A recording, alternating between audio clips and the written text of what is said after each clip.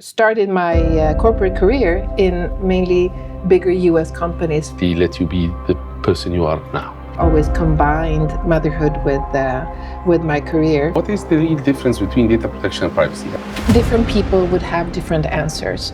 How do you see it? Privacy is a fundamental human right. Did you learn something new? You know, we have different entry points come together somehow. Was there something that attracted you? Come to know so many new friends. How did it change your own personal career for the moment? I think absolutely act now.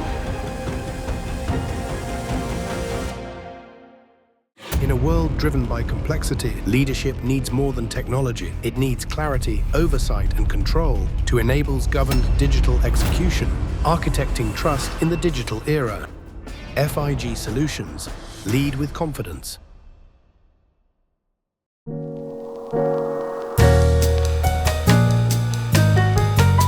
Welcome, Ulrika, for the GRCAST. The GRCAST is a small interview on the side of the GRC Summit Egypt 2026.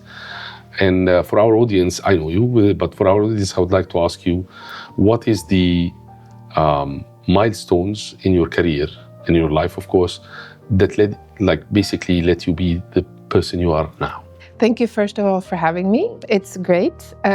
So that is a big question, but just in a few minutes then, I think the milestones is, after having graduated law school back in Sweden, I kind of quickly left Sweden and went first to Bruges and then to the US.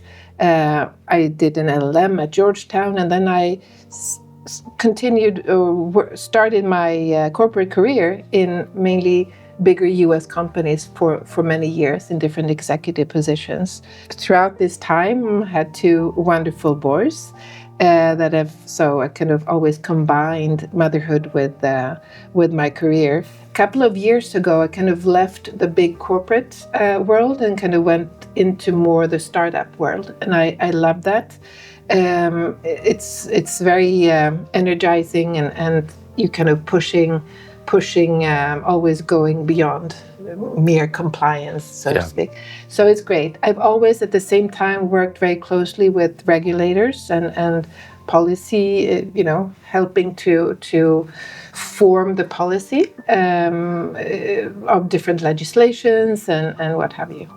And then I've started doing more and more speaking engagements and teach, and I love that as well.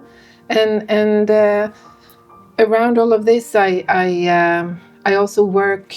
I do enjoy meeting younger professionals, people, students. So I do a lot of mentoring as well. Oh, that's nice. Yeah, that's nice. That's nice. So, that's really good.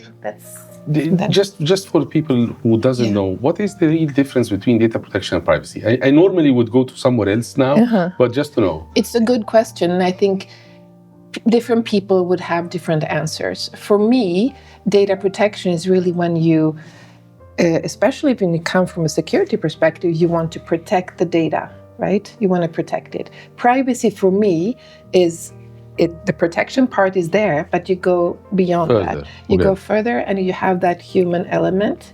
Because, as you know, in the EU and elsewhere as well, privacy is a fundamental human right. Yes. So that's why, it's data protection, but it goes beyond.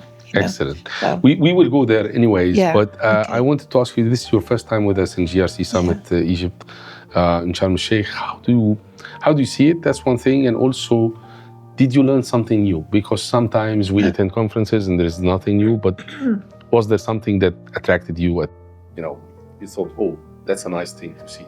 Yeah, of course, the place, the situation where it is in beautiful Sharm el-Sheikh, that it's unbeatable, and it's extremely professionally run.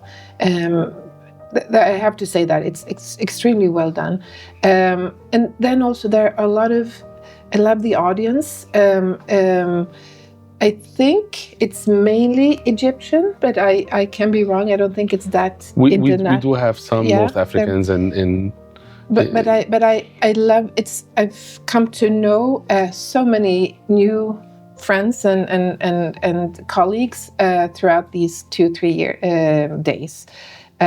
People are really nice, they're welcoming, they're interested, they are interesting. I mean, it's just been really great. So nice, but in terms of topics, did you find something interesting? In terms of topics, yes, of course. I mean, AI, obviously, generally, and we talked a lot about AI agents, for instance, which, I come from the privacy, legal, ethical point of view, and then you have the discussion with others who come from the security world, how, we have different entry points, and then different, look at it from different things, and then you discuss it, and then you come together somehow, and you kind of. In a world driven by complexity, leadership needs more than technology. It needs clarity, oversight, and control to enable governed digital execution, architecting trust in the digital era.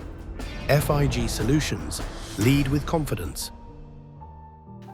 So. That's really nice. Then this opens to me a couple of questions, but because the time, I will ask you to have as much as possible short answers. If I tell you privacy post AI, and especially we were also discussing quantum, let's say for now quantum is a bit far, not so far, we have to act now, but a bit far. Privacy post AI, how do you feel it will change? How privacy will change? Well, for me, privacy, again, it's about the individual. It's about protecting the rights of individuals. So they will still be there post AI. Do you see what I mean? Yeah, no, I get it. But just to maybe scope my question a little bit more, I'm talking about us as security professionals and privacy professionals, how this affected our roles. Because I feel like, and you opened a nice point, which is that we have to also educate people more that the usage of AI, deep fakes, and right.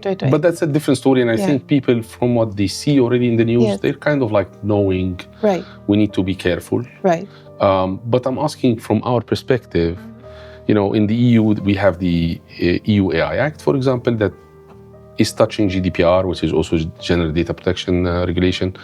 But how did it change your own personal career for the moment? Maybe the day-to-day, maybe do you use AI, for example? How do you use it? Are you careful using it because now we know the impact? From that aspect, how do you feel it changed the profession? So first of all, for me, AI is nothing new from a privacy perspective. We have a number of enforcement cases under privacy law, GDPR, that has to do with AI. The difference now is that it just is a lot more data, and it goes a lot faster, and it's more evolved, right? So what does that mean? I go back to the basics. It's still about the individual, right? And how do we find ways to, make sure that the damage, if you want, is as little as possible. And then you have to find ways to we talk a lot about privacy-enhancing techniques, and we talked about differential privacy. We talk about synthetic data, things to make sure that we minimize the exposure to personal data as much as possible. So that is one thing. And then we have, you mentioned GDPR, which is obviously, again, from my perspective, AI is data processing. It is about I'll have to cut you a little bit, sorry for that, because we are very limited on time. Sure. And I really wanted to ask you, Egypt very recently had the Personal Data Protection Law, PDPL for short. Right. I hope I'm not making the acronym wrong, and I apologize if I did. Right. And also the, let's say, the bylaws or the executive portion of it just came out, and we have one transition year for everyone to be compliant. Right. I was in the EU during when the GDPR came to effect and all the changes, and we all got emails and I would love your opinion to have in a minute maximum, what is the most biggest lesson learned implementing GDPR in 2018, and you would like to pass it to people. Should they act now? Should they get it later? Should they invest? Whatever you want to say, just give us the lessons learned. Absolutely. So, number one, GDPR is not new. We had the European Data Protection Directive. Why is it that more people know about GDPR than the data protection directive, because you mentioned that you got new letters and emails, and that's exactly the point. People were educated. There were a lot of, from the EU in particular, they were GDPR is coming. These are your rights, etc. There was a huge campaign, if you want, both from a EU perspective, but also companies. There were. I think absolutely act now. If that was your question, don't wait.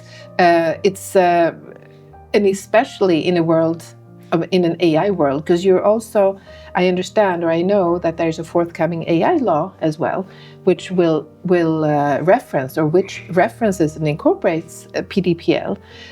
So it's important to do it now, because that will also help you or help companies to implement the AI governance or forthcoming AI Act.